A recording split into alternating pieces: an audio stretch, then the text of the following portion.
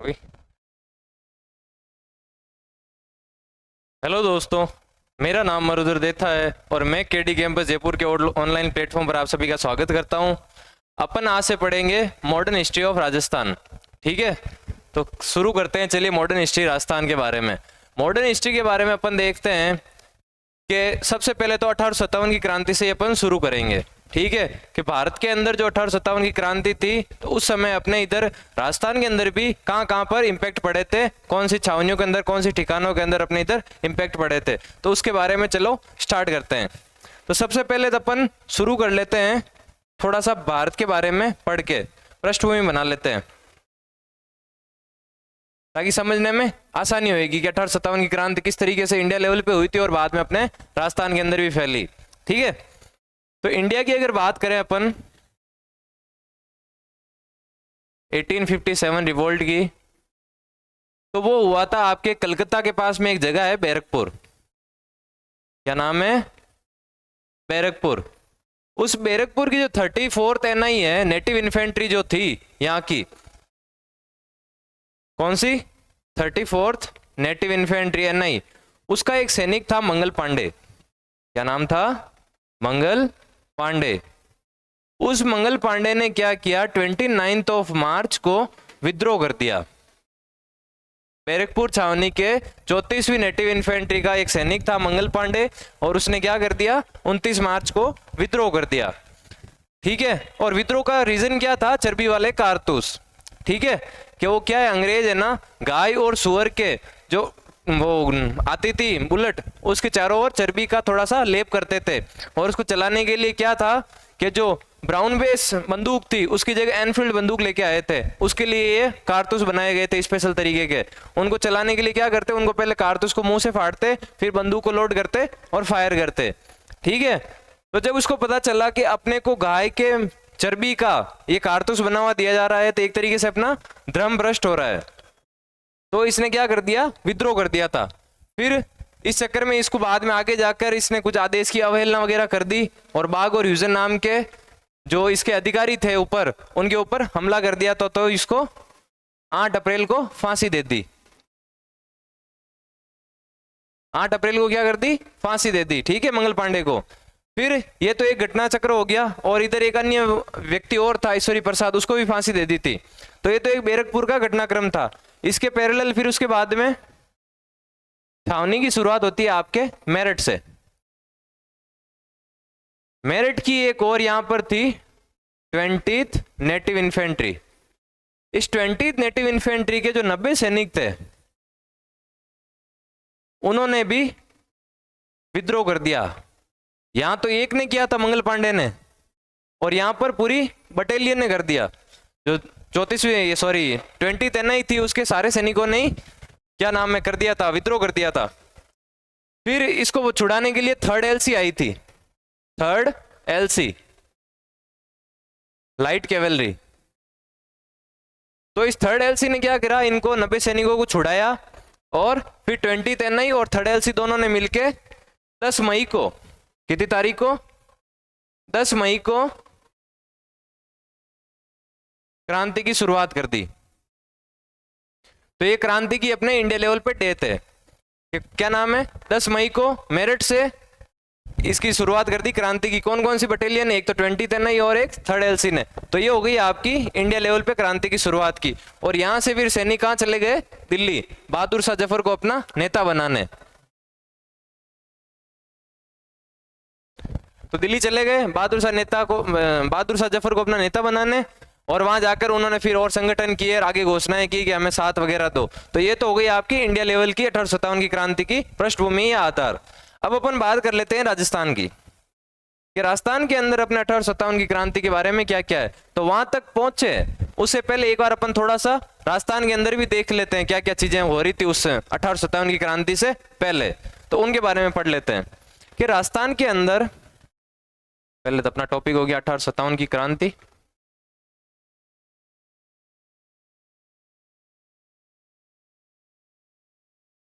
ठीक है, इसके अंदर अपन सबसे पहले देखें तो संधियों का दौर आया था।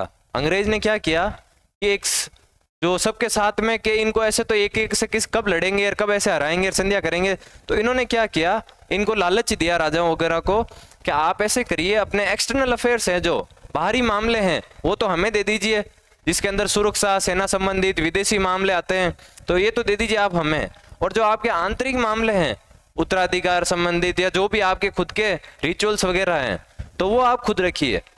तो ये आंतरिक मामले तो राजा खुद रखेंगे और बाहरी मामले हैं वो अंग्रेज देखेंगे, सेना, सुरक्षा और विदेशी मामलों से संबंधित। ठीक है, तो इन्होंने क्या किया, संधियां करी इनसे कि आप फ्री हो जाएंगे और हम भी फ्री हो जाएंगे एक तरीके से, और ये लड़ाई कब तक करेंगे। तो राजा भी हाँ भर ली राजा ने। तो सबसे पहले जो अपने संधियों के दौर के अंदर अपने जो 2 रियासतें आती है राजस्थान के अंदर, पहले तो ये बताइए आप रियासतें कितनी थी, 19 रियासतें थी। ठीक है, फिर 3 ठिकाने थे और एक केंद्र शासित प्रदेश।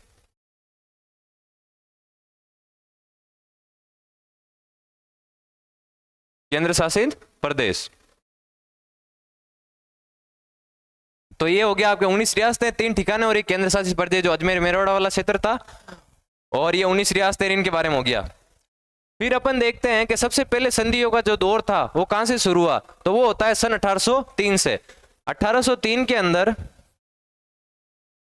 2 रियासतें भरतपुर तथा अलवर, इन दोनों ने संधियों की शुरुआत करी अंग्रेजों से, और उस टाइम था जो गवर्नर जनरल था वो था लॉर्ड वेलेजली। क्या नाम था उसका, लॉर्ड वेलेजली। फिर उसके बाद में वापस से ये संधियों का दौर शुरू होता है 1817 के अंदर, और उस टाइम करी थी 2 रियासतों ने और, करौली एंड कोटा। और 1818 के अंदर पूरे राजस्थान के अंदर हो गई थी ये, ऑल राजस्थान। और जो इस समय आपका गवर्नर जनरल था वो था हेस्टिंग्स, लॉर्ड हेस्टिंग्स।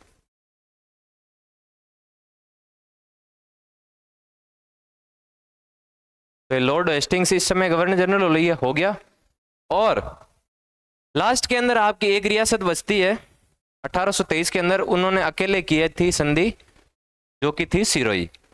कौन सी थी आपके, सिरोही। तो ये हो गया संधि के करने का क्रम, कि सबसे पहले तो 1803 के अंदर भरतपुर और अलवर करती है। ठीक है, उस टाइम अपना गवर्नर जनरल इंडिया का कौन था, लॉर्ड वेलेजली। फिर उसके बाद के अंदर 1817 के अंदर करौली और कोटा करते हैं।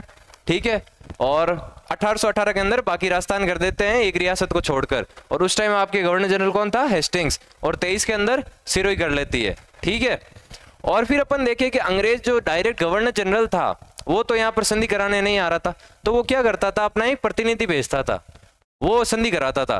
तो इस टाइम अपने प्रतिनिधि कौन थे, तो वो एक अंग्रेज अधिकारी था, चार्ल्स मेटकॉफ। क्या नाम था, चार्ल्स मेटकॉफ। तो ये थोड़ा सा ध्यान रख लेना प्रतिनिधि वाला, ये प्रतिनिधि उस टाइम का कौन था, चार्ल्स मेटकॉफ। इसने सबके हस्ताक्षर लिए थे।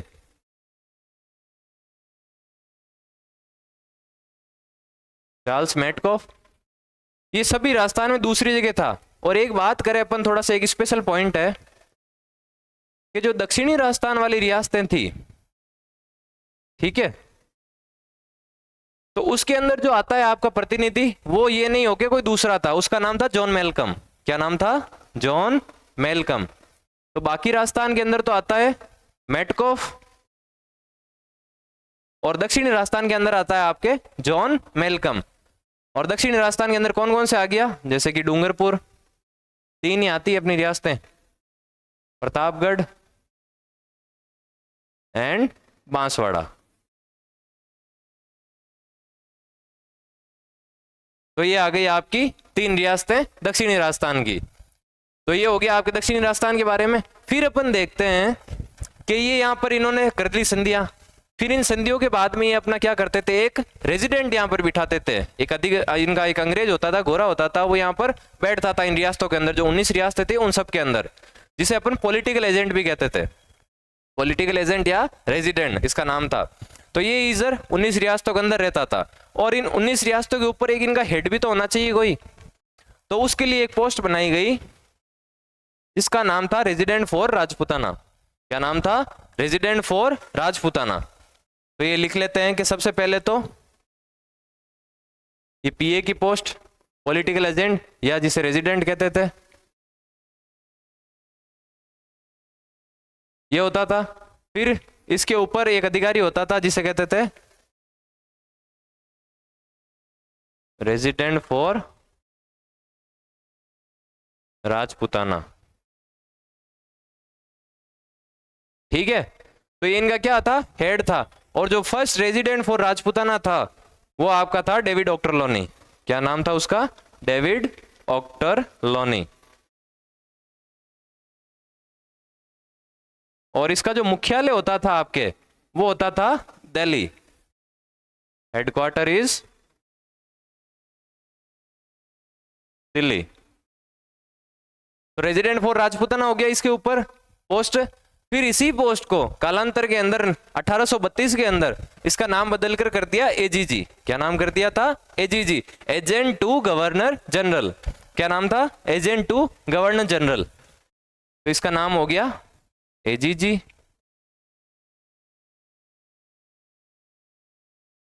ये लिख देता हूं, चलो, एजेंट टू गवर्नर जनरल।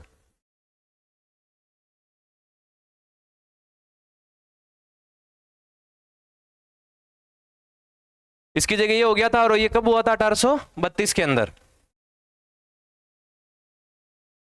और तब इसका मुख्यालय दिल्ली ना होकर कहां हो गया था? आपके अजमेर। Headquarter is Ajmer. कि भाई राजस्थान की रियासतें हैं और उसका हेड है वो दिल्ली बैठा है, तो बार बार उसे मिलने के लिए, कोई परामर्श करने के लिए या वो कोई आएगा तो दिल्ली थोड़ी ना जाएंगे, इधर ही रहना चाहिए, इनके पास में, इनके बीच में रहना चाहिए। तो कहाँ कहा कि इनको कहाँ बैठाया जाए कि जो अपना सीधा डायरेक्ट अपने अंडर आता है, केंद्र शासित प्रदेश अजमेर मेरवाड़ वाला, उधर ही इसका ऑफिस कर दो। तो इसलिए यहाँ पर इसका ऑफिस कर दिया 1832 के अंदर, और उसका नाम बदल के क्या कर दिया? Agent to governor general. और जो फर्स्ट, ये तो फर्स्ट वो हो गया, क्या नाम है आपके? Resident for Rajputana. और जो फर्स्ट एजीजी था वो था आपका लोकेट। जो लोकेट नामक अंग्रेज अधिकारी था वो आपका था फर्स्ट एजीजी। ठीक है, तो ये हो गई इसके बारे में जानकारी। फिर एक थोड़ा सा और पॉइंट आता है कि ये जो अजमेर वाला इलाका, मतलब अजमेर वाला हेडक्वार्टर है, वो कालांतर में 1845 के अंदर अजमेर की जगह आबू के अंदर शिफ्ट कर दिया, क्योंकि अंग्रेज, आपको पता है, गर्मी के मामले में थोड़े ऐसे, मतलब कह सकते हैं कि यूं तिल मिला जाते थे इस वाले इलाके के अंदर। तो वो क्या करते, गर्मियों के अंदर आबू चले जाते। हेडक्वार्टर कहाँ चले गए? आबू। कि इधर ये थोड़ा ठंडा इलाका है अपने, और अपने हिल स्टेशन के मामले में एक ही है राजस्थान के अंदर, जो कि कौन सा है? आबू, सिरोही के अंदर। तो इधर ये हेडक्वार्टर इन्होंने 1845 के अंदर कहाँ कर दिया? आबू के अंदर। इधर ही लिख देता हूँ, चलो।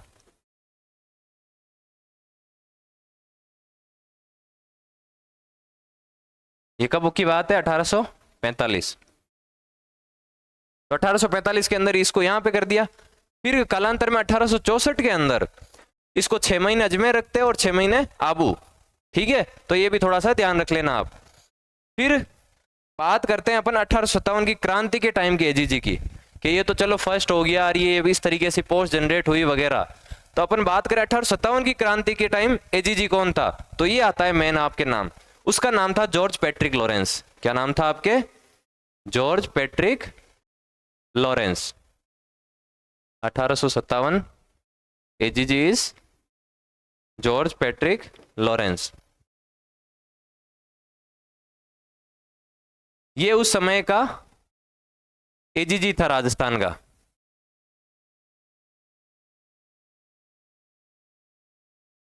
ठीक है, तो ये 1857 की क्रांति के टाइम का हो गया आपके। फिर अपन बात करें कि वहां पर भी सैनिक विद्रोह हुआ था। किधर?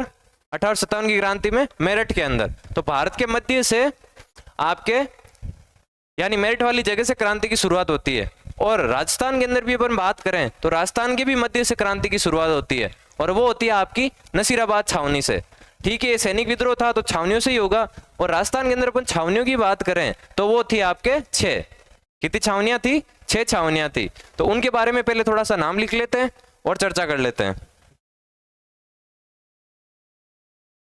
कि राजस्थान के अंदर छावनियां कितनी थी। तो 6 छावनियां थी।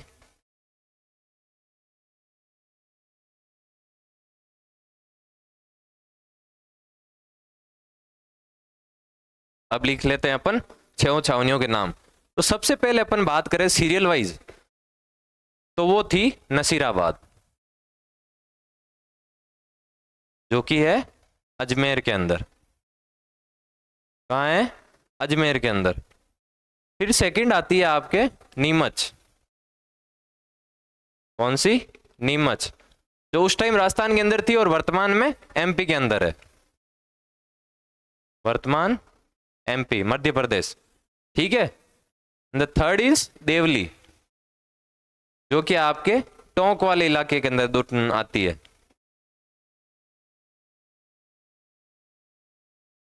फोर्थ इज ये देवली। फिर आती है एरिनपुरा या एरियनपुरा।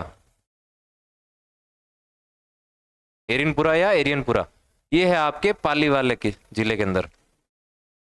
फिर fifth Beawar.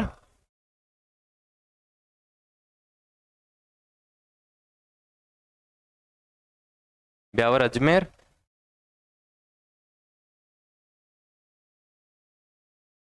And the last one Kherwara. कौन सी है? खेरवाड़ा, जो कि है उदयपुर के अंदर। तो ये हो गई आपकी 6 छावनियां। तो इनके बारे में एक बार वापस से देख लेते हैं। ये 6 छावनियों के अंदर कौन कौन सी थी राजस्थान के अंदर? नसीराबाद, जो कि अजमेर के अंदर। नीमच, वर्तमान एमपी। देवली, टोंक के अंदर। एरिनपुरा, पाली के अंदर। ब्यावर, अजमेर के अंदर। और खेरवाड़ा, उदयपुर के अंदर। फिर अपन इनकी देखें लोकेशन के अनुसार कि इधर की साइड इन 6 छावनियों को किस तरीके से बसाया। ठीक है। तो बात करें अपन नसीराबाद वाली इलाके की या नसीराबाद वाली छावनी की, तो इधर की साइड क्या हुआ था। अपन बात करें मराठा और अंग्रेजों के युद्ध की, थोड़ा सा अगर बैक साइड में जाके देखें, ठीक है, तो उस टाइम क्या हुआ था 1775 के अंदर से 1782 तक मराठा और अंग्रेजों के बीच में युद्ध चला था। ठीक है। फिर 1803 के अंदर ये पुनः वापस युद्ध हुआ था अंग्रेज और मराठा के बीच में, और ये दिल्ली पर आक्रमण करने चले गए मराठा। ठीक है। मराठा भी उस टाइम की एक पावरफुल शक्ति थी अंग्रेजों से लड़ने के लिए, तो इन्होंने दिल्ली पर चढ़ाई कर दी थी। तो दिल्ली का जो बादशाह था उस समय का, उसने कहा कि हमारे एक्सटर्नल अफेयर्स तो किसके पास में है? अंग्रेजों के पास में। तो एक तरीके से दिल्ली को बचाना किसे चाहिए? अंग्रेजों को बचाना चाहिए। तो उन्होंने कहा अंग्रेजों से कि भाई क्या भूल गए क्या आप अपने वादे जो संधियां की थी, कसमें वादे? तो उन्होंने कहा बिल्कुल नहीं भूले, हम बिल्कुल आपकी रक्षा करेंगे। तो उन्होंने उस टाइम जो एक अंग्रेज अधिकारी था डेविड ऑक्टरलोनी, जो भी अपन ने पढ़ा, उसने इस समय अपने दिल्ली की रक्षा करी और मराठों को वहां से दिल्ली से बचाया लूटपाट से वगैरह से। ठीक है। तो बादशाह जो थे उस समय दिल्ली के, उन्होंने उनको क्या मतलब ये उपाधि दी? नसीर की उपाधि दी थी। नसीर का मतलब होता है रक्षक। जो ये इसके अंदर नसीर आ रहा है ना, उसका मतलब होता है रक्षक। फारसी का एक शब्द है जिसका मतलब हो जाता है आपके रक्षक। फिर ये मराठा अजमेर के अंदर भी आक्रमण करना है, तो इनको यहाँ से बचाया इनको क्या वापस से डेविड ऑक्टरलोनी ने। और यहाँ पर डेविड ऑक्टरलोनी ने कहा कि क्यों ना यहाँ पर एक छावनी की स्थापना कर दी जाए, यहाँ पर एक छावनी बसा दी जाए। ठीक है। अजमेर जो मेन किला है उसे थोड़ा बाहर की साइड छावनी, आज भी अपन देखते हैं कि जो फौजियों की छावनी होती है वो सिटी एरिया से थोड़ा बाहर की साइड रखते हैं, तो उस समय भी बाहर की साइड बसाया।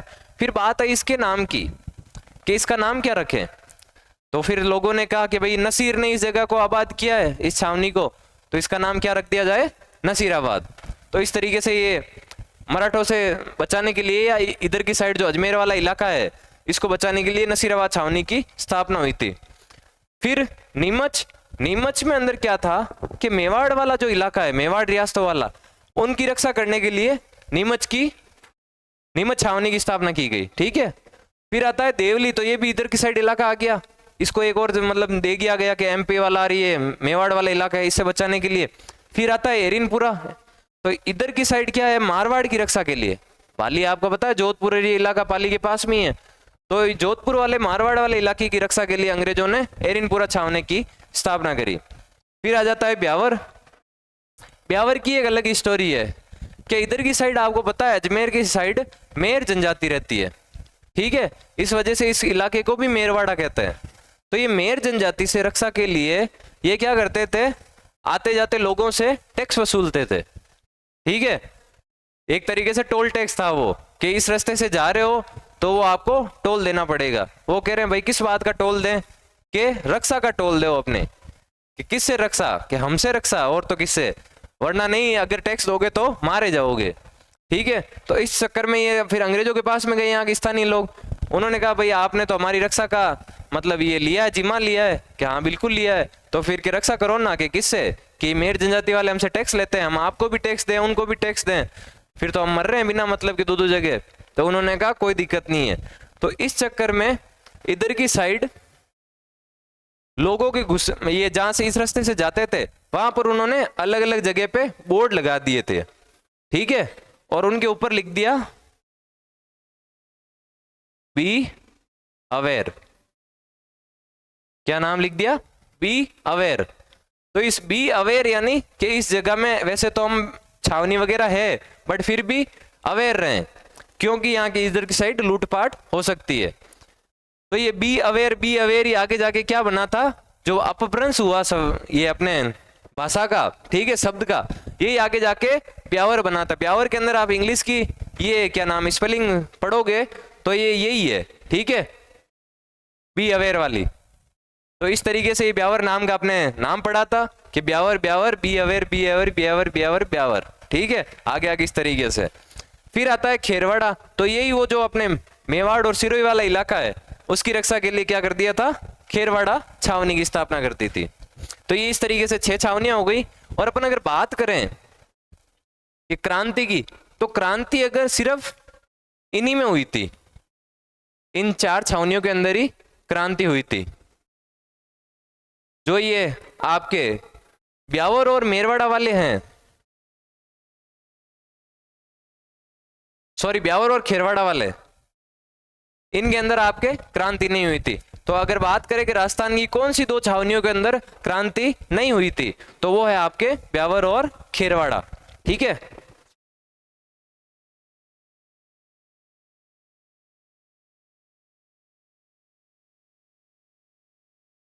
तो इन 4 में तो क्रांति हुई थी और इनमें 2 में क्रांति नहीं हुई थी। तो ये हो गई आपकी इसके बारे में जानकारी, छावनियों के बारे में। फिर अपन बात करें आगे, तो एक थोड़ा सा अपन पहले मैप से ले लेते हैं, समझ लेते हैं कि एक अपने उस टाइम के पॉलिटिकल एजेंट कौन कौन से थे राजस्थान के।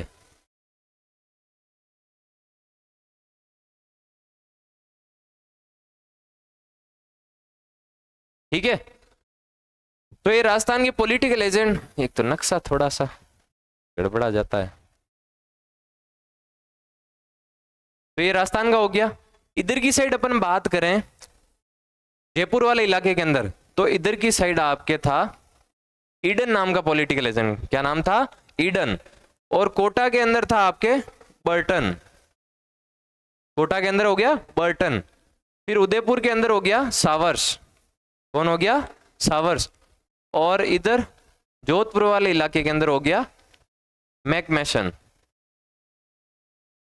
ठीक है, क्या नाम हो गया, मैकमेसन। तो ये हो गए 4 इनके बारे में कि कौन कौन से। जयपुर के अंदर तो हो गया ईडन पॉलिटिकल एजेंट, कोटा के अंदर हो गया बर्टन, उदयपुर के अंदर सावर्स और जयपुर के अंदर ये मैकमेसन।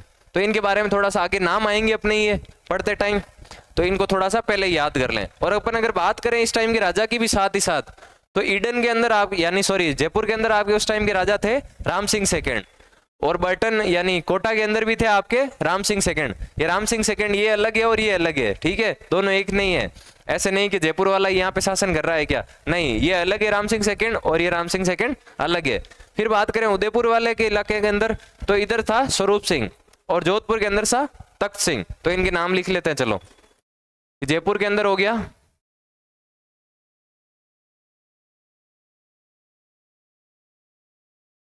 राम सिंह सेकंड,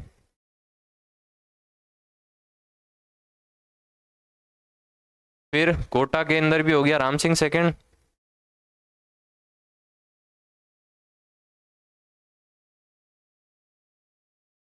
देन उदयपुर के अंदर हो गया आपके स्वरूप सिंह।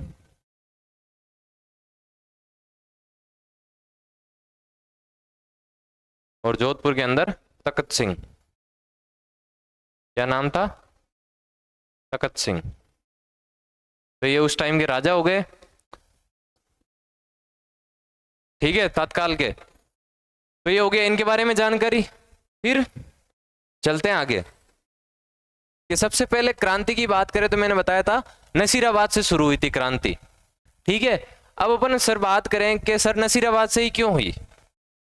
नीमच से हो सकती थी, छावनियां तो 6 थी ना, एरिनपुरा हो जाती, देवली हो जाती, ब्यावर खेरवाड़ा में तो हुई नहीं, अपन पढ़ रहे हैं, तो इन 4 में से कहीं और भी हो जाती, बट वहां पे क्यों नहीं, नसीराबाद ही क्यों? तो उसका एक रीजन था। क्या रीजन था तो बताइए। तो रीजन ये था कि इधर की साइड जब 10 मई को मेरठ के अंदर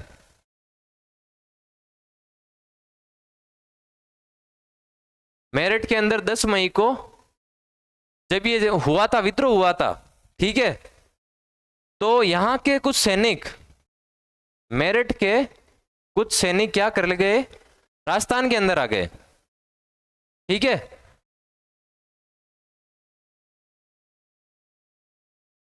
मेरठ 10 मई, तो उनका ट्रांसफर हो गया था यहां से अजमेर के अंदर।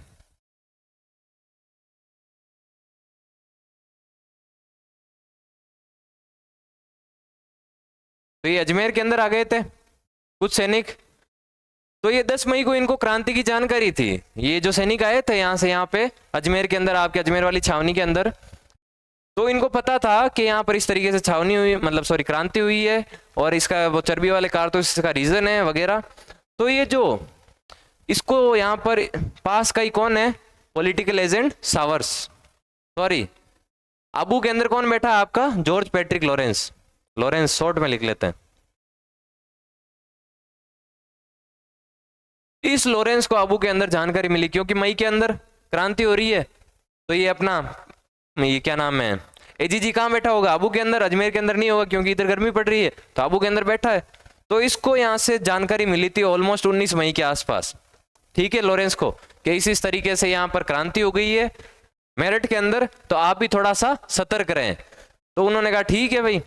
फिर इसको सबसे पहले तो इसने एक काम किया कि राजाओं के पास में संदेश भेजा। क्या आपको संधियां का याद है या नहीं है? संधियां जो कस्में वादे हमने खाई थी कि हाँ भाई हम आपके एक्सटर्नल अफेयर्स देखेंगे और आप अपने आंतरिक मामले देखेंगे और आप अपना सहयोग करेंगे। तो उन्होंने कहा बिल्कुल हमें अच्छी तरीके से याद है। तो उन्होंने कहा कोई भी विद्रोही वगैरह हो तो आप उसको हमें पकड़ने में सहायता प्रदान करेंगे। उन्होंने कहा बिल्कुल करेंगे। तो इधर की साइड से तो फ्री हो गया क्योंकि इसको डर था कि कहीं राजा इस विद्रोह का साथ नहीं देते। अगर राजाओं ने दे दिया तो फिर तो भारी मामला हो जाएगा काफी। अपने पास तो इतने सैनिक नहीं है, इनकी खुद की सेनाएं थी सभी रियासतों की। तो सबसे पहले तो इनको न्यूट्रल किया राजाओं को। फिर सेकंड काम था अजमेर में के अंदर जो सैनिक आए थे उनका ठिकाना लगाना। तो ये जो सैनिक थे वो अजमेर किले के अंदर थे, ठीक है। अजमेर का जो किला है, मैग्नीस का किला, अकबर का किला, अकबर का दौलत खाना जिसे कहते हैं अपन, जो हल्दी घाटी का कहते हैं, जिसे युद्ध की ये रोड मैप जो तैयार हुआ था वो भी इसी किले के अंदर तैयार हुआ था। तो इससे इनको क्या कर दिया, ट्रांसफर करके नसीराबाद भेज दिया गया, ठीक है। इनको यहां से नसीराबाद भेज दिया गया। और रास्ते के अंदर जब इनको ये जा रहे थे तो इनसे इनके हथियार भी ले लिए गए। इनको कहा हथियार यहीं पे छोड़ दो। इन्होंने कहा हथियार यहाँ पे क्यों छोड़ दें भाई? तो उन्होंने कहा कि हम आपको नए हथियार देंगे। क्या करेंगे? नए हथियार देंगे। तो उन्होंने एक बार फिर भी हाँ भर ली, क्या हाँ ठीक है भाई चलो शायद हो सकता है नए हथियार दे। बट एक कहते हैं ना अपने को कुछ आस पड़ोस के माहौल से लग जाता है कि कुछ नेगेटिविटी है।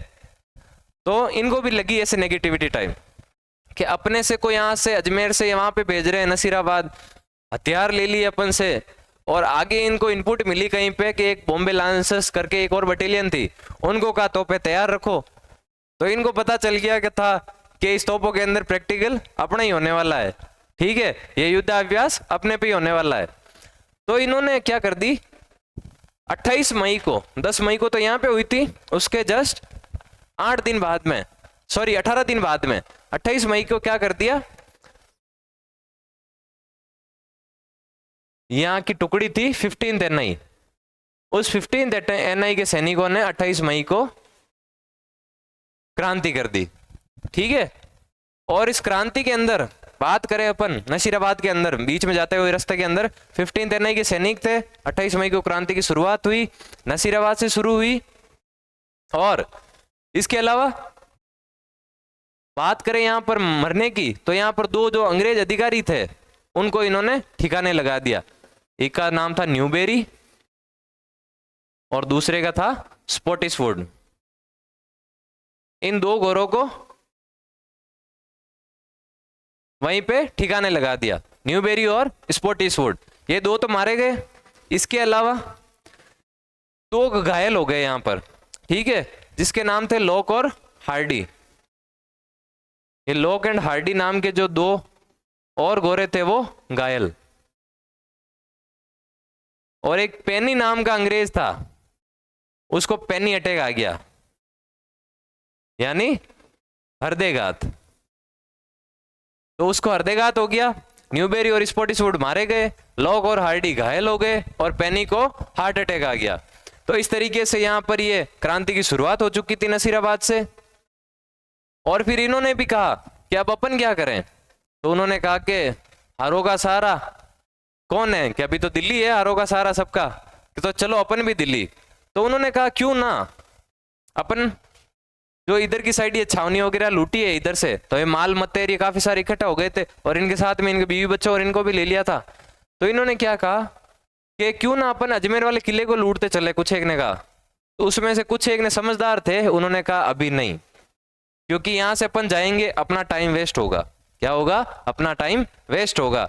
और उस टाइम तक अगर अपने साथ बीवी बच्चे हैं, माल मत्ते हैं, हो ना हो, अगर इधर कुछ अनहोनी हो गई तो अपन दिल्ली नहीं पहुंच पाएंगे, और लेट हो गया तो अंग्रेज को भी टाइम मिल जाएगा, आस पड़ोस की सेनाएं लेके अपने पे आक्रमण कर देंगे और इस क्रांति का कोई मतलब नहीं रहेगा। तो अपन सीधे कहां चलते हैं, दिल्ली। तो यहां से सैनिक चले गए दिल्ली, और यहां पर जो अधिकारी थे उनको लगा ही आएंगे अजमेर, ठीक है, अजमेर वाले किले के अंदर। तो यहां से इन्होंने क्या कर दी, ब्यावर से एक तो टुकड़ी भेज दी अजमेर, रवाना कर दी, और एक इधर डीसा के अंदर, गुजरात के अंदर आता है आपके डीसा, इधर एक यूरोपियन कंपनी आई हुई थी, यूरोपियन टुकड़ी आई हुई थी, उसको भी रवाना कर दिया।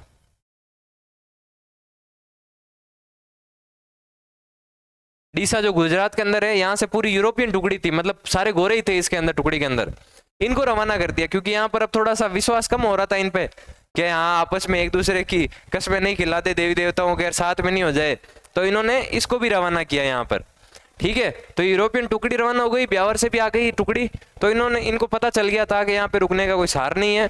बट अजमेर के अंदर जो टुकड़ी बैठी थी, पहले से कुछ सैनिक बैठे थे, अंग्रेज बैठे थे, उनकी हालतें खराब हो कि ये मारेंगे। अब इधर से अगर निकल गए, अब वो ऐसे कर रहे हैं कि यहाँ से नसीराबाद से अब निकल गए, अजमेर की तरफ आ रहे हैं, 10 किलोमीटर हो गए हैं, 5 किलोमीटर अब बचे हैं, फिर 3 किलोमीटर बचे हैं, अब 1 किलोमीटर बचा है। फिर पता चला कि ये पूरा हुजूम सीधा सीधा दिल्ली की तरफ निकल गया, बाईपास कर लिया, ठीक है। तब इनके सांस में सांस आई, तो इस तरीके से दिल्ली चले गए। फिर तो ये हो गया आपके इधर की साइड। फिर जब ये जा रहे थे तो रास्ता के अंदर 15 दूनी 30, जो 30वीं NI है वो भी 30 मई को इनके साथ होली, ठीक है।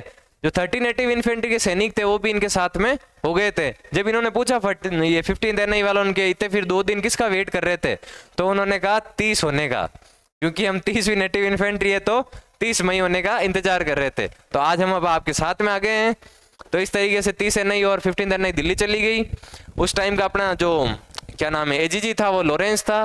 ब्यावर और डीसा से इनके यूरोपियन कंपनियां रवाना होकर अजमेर की तरफ बढ़ गई थी। मारे गए कौन थे, न्यूबेरी और स्पॉटिसवुड मारे गए, लॉक हार्डी घायल हो गए, पेनी हृदयघात से, और मेरठ को 10 मई को क्रांति हुई थी, ठीक है। तो ये आपका मोटा मोटी हो गया आपके नसीराबाद छावनी के बारे में। फिर अपन बात करें नीमच की, तो नीमच अपन अब कल ही चर्चा कर पाएंगे, ठीक है। तो नीमच के बारे में पढ़ेंगे अपन कल।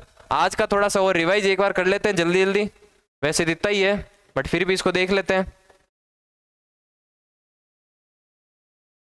1857 की क्रांति राजस्थान के अंदर, तो सबसे पहले तो 1803 के अंदर भरतपुर और अलवर ने संधियां करी, 17 के अंदर आपके करौली और कोटा ने कर ली, फिर 18 के अंदर एक रियासत को छोड़ के बाकी सबने कर ली थी, कौन कौन सी, ऑल राजस्थान ने, सिरोही ने, ठीक है। 23 के अंदर सिरोही ने कर ली, 3 के अंदर थे आपका वेलेजली, 17-18 के अंदर था हेस्टिंग, 19 रियासतें थे, 3 ठिकाने और 1 केंद्र शासित प्रदेश।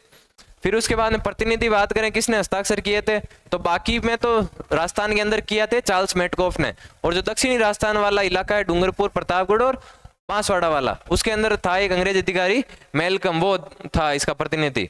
फिर एक पॉलिटिकल एजेंट था सभी रियासतों के अंदर, और उसके ऊपर एक हेड था जिसका नाम था रेजिडेंट फॉर राजपूताना, और उसका अपन मुख्यालय की बात करें तो वो था दिल्ली, ठीक है। फिर इसी पोस्ट को आगे दूसरे कन्वर्ट कर दिया गया ट्रांसफॉर्म एजीजी के अंदर, एजेंट टू गवर्नर जनरल 1832 के अंदर, और उसका मुख्यालय कहाँ कर दिया आपके अजमेर के अंदर। और जो फर्स्ट रेजिडेंट फॉर राजपूताना था वो तो डेविड ऑक्टरलोनी था, और फर्स्ट एजीजी था वो लोकेट था। बात करें अपन 1857 की क्रांति के एजीजी की, तो वो था जॉर्ज पैट्रिक लॉरेंस। क्या नाम था, जॉर्ज पैट्रिक लॉरेंस। फिर आते हैं कि राजस्थान के अंदर छावनियां कितनी थी, तो 6 छावनियां थी, ठीक है। क्रम की बात करें तो नसीराबाद अजमेर के अंदर, नीमच वर्तमान एमपी, देवली टोंक, और फिर उसके बाद एरिनपुला पाली, और ब्यावर अजमेर, और खेरवाड़ा उदयपुर। फिर अपन ने एक ही बात कर ली थी कि 4 के अंदर तो आपके क्रांति हुई थी, नसीराबाद, नीमच, देवली और एरिनपुरा, और ब्यावर और खेरवाड़ा क्रांति से अछूते थे, ठीक है। फिर आ जाता है अपन नसीराबाद, ये हाँ थोड़ा सा बीच में ये देखा था कि अपन उस टाइम के कौन कौन से पॉलिटिकल एजेंट थे, तो जयपुर का था ईडन, ठीक है, कोटा का बर्टन, उदयपुर का सावर्स, और जोधपुर का मैकमेसन। फिर अपन राजाओं की बात कर लें उस टाइम की क्रांति के टाइम के, तो जयपुर का था राम सिंह सेकंड, कोटा का भी राम सिंह सेकंड, ये उदयपुर का स्वरूप सिंह, और आपके जोधपुर का तखत सिंह। फिर बात कर लेते अपन नसीराबाद की छावनी के, ठीक है, कि नसीराबाद के अंदर क्या क्या हुआ था। इधर आपके हेडिंग भी लगा देता हूं एक, तक पता रहे कि पहला अपन बात कर रहे हैं नसीराबाद की। इसकी बात कर रहे हैं नसीराबाद।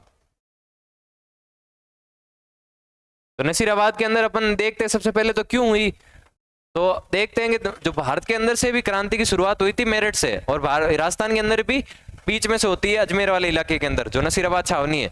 तो यहाँ से कुछ सैनिक आए थे आपके अजमेर के अंदर, तो इनको क्रांति के बारे में जानकारी थी, और लॉरेंस को भी ये जब जानकारी मिली तो इसने क्या किया, इनका नसीराबाद की तरफ ट्रांसफर कर दिया बिना बताए इनको रीजन। इन्होंने कहा क्यों करा, कि हम नहीं बताएंगे, आप चले जाओ। इनके हथियार ले लिए गए और आगे बॉम्बे लांसर्स को तैयार कर दिया गया हथियारों के साथ में। तो इन्होंने क्या कर दी, 28 मई को 15th NI ने क्रांति की शुरुआत कर दी, न्यूबेरी और स्पॉटिसवुड को मार दिया, लॉग और हार्डी घायल कर दिए, पेनी को हृदयघात हो गया था, और उसके बाद में 30 NI हो गई थी आपके 30 मई को इसके साथ में। और ये सारे मिलके कहाँ चले गए, दिल्ली जफर के पास में अपना नेता चुनने के लिए, ठीक है। तो ये हो गई थी आपके नसीराबाद के बारे में। अब चलते हैं अपन नीमच के, जो पढ़ेंगे कल। तो आज के लिए इतना ही, धन्यवाद।